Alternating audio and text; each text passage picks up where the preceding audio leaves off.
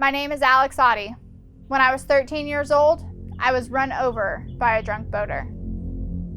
I was a pretty normal kid, I think. Growing up, I lived in Lexington, spent time here on the lake with my dad and my brother, and played basketball, went to a private school, was pretty normal, I think. Had acne and was awkward, just a pretty normal kid. The day the crash happened, it was Friday, July 2nd. We were putting our family's boat in the water because we had planned to visit another family for July 4th, and we wanted to make sure that our boat would run and do okay. We hadn't put it in yet that summer. My mom and my brother put the boat in the water. My dad drove the truck back to our house, and I followed on a jet ski to make sure that they got back to the house okay. I was sitting across the narrow lake about 40 yards from my mom and my brother. They were tying our boat up to the dock. There was a 17-foot bass boat coming under a nearby blue bridge. I evidently gave my mom a thumbs up to let her know I saw him coming and I wasn't going to move. The lake is very narrow and there's steep rock embankments on both sides. I was very near to one side. There was nowhere for me to go, so I stayed still and waited for him to continue down the middle. The boat was headed towards my mom and my brother at about 70 miles an hour, a speed completely unheard of on a lake, but especially on a lake this narrow. My mom screamed. He banked it to the left and never straightened up. He hit me from the side going over 60 miles an hour, threw me off the jet ski. The boat went up over the jet ski. I landed face down in the water and the boat landed on top of my body before it sunk. I sustained incredibly severe injuries from head to toe, including a traumatic brain injury where my brain shook inside my head and started bleeding in 4 places and they couldn't make it stop. It was classified as shaken baby syndrome. I shattered my jaw, which was then replaced by 3 metal plates and 12 screws. My face is completely metal from here to here, and you can feel screws all the way down my jaw. I broke my neck, my collarbone, lacerated my liver, shattered both of my femurs. They were unable to put my femurs back together, and so I now have metal rods in place of bone in both of my thighs. When the boat came down on top of me, the propeller landed on both of my legs. My left leg was under the water just enough that it only required stitches. My right leg was severed by the propeller. My dad did not see the crash, but he heard it. My mom and my brother watched the entire thing. Right after the crash happened, my mom jumped out of the boat and started swimming toward me. My dad ran down the stairs and came on the other jet ski across the lake to get me. There was a pontoon boat passing, and so they were able to lift me up and put me on the back of the boat to bring me over to our dock. By that time, the fire department had responded and they put me on a stretcher and carried me up the stairs.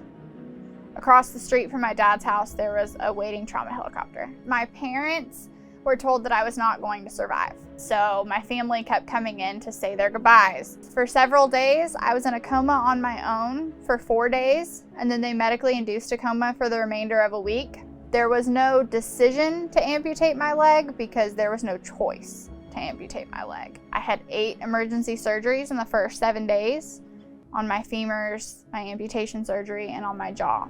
For an amputee, the biggest part of rehab you have to do right after is to learn how to stand on your other leg so that you can transfer from a wheelchair to a bed. The hardest thing about that was I had also shattered my femurs. So I was not learning how to stand on a leg that was stable. I was learning how to stand on a leg that was broken. I went back the first day of school, 6 weeks after the crash, in a wheelchair and a neck brace. I was so upset about having to go to school with the neck brace. I didn't care about the wheelchair. It was the big plastic bulky neck brace that bothered me. And so I remember we got home that day and I told my mom, why didn't they just let me die if they were gonna make me miserable for the rest of my life? They should have just let me die. I was in 8th grade English class and somebody asked if they could see my leg. And I was so mad that people kept focusing on it. Not because I cared, I didn't, but I wanted to get on with my life. And so they asked if they could see it. I took it off and plastered it around the classroom. The teachers were mortified. The man that ran me over, he was 39 years old, having a great day out on the water. He had had 3 prior DUIs prior to running me over. He ran me over with really no regard for the fact that I was sitting there or regard for the situation. I did go to his arraignment, and he said, I'm not guilty. She shouldn't have been on the water, and I didn't do anything wrong.